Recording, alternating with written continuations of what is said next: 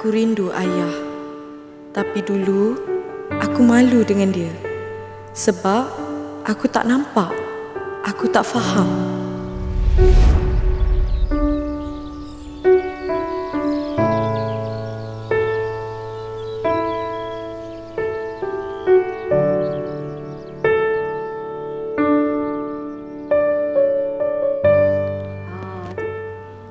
Assalamualaikum. Waalaikumsalam.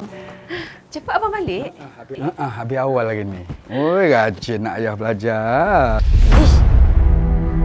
Ayah ni busuk lah. Bila balik kerja mesti bawa busuk. Oh, iyalah ayah bau busuk. Ayah mandi dulu Sofia, kenapa cakap dengan ayah macam tu? Tak baik kan?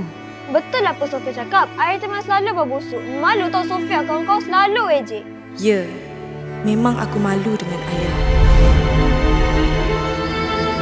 Lebih-lebih lagi bila kawan-kawan mengejek aku dan cakap ayah aku kerja sebagai tukang kutip najis.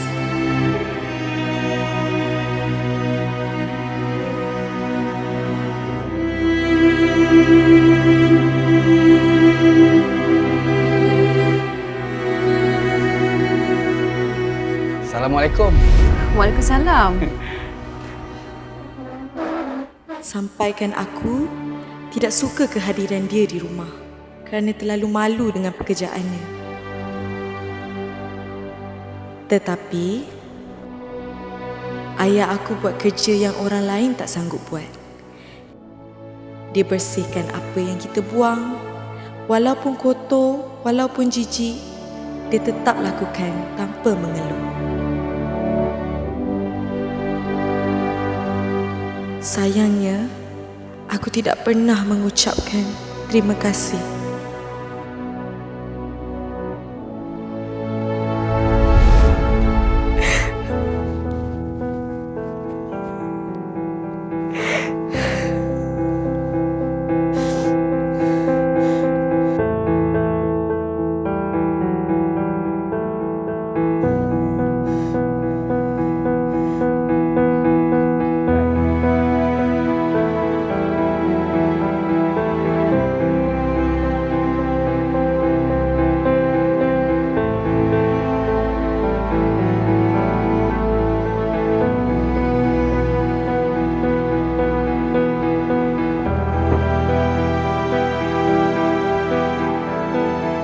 Walaupun ayah kerja dalam kotor,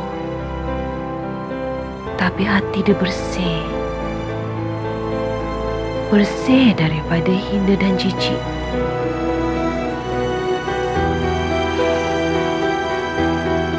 Ayah tak pernah harapkan ucapan terima kasih dari sesiapa pun. Hanya reda Allah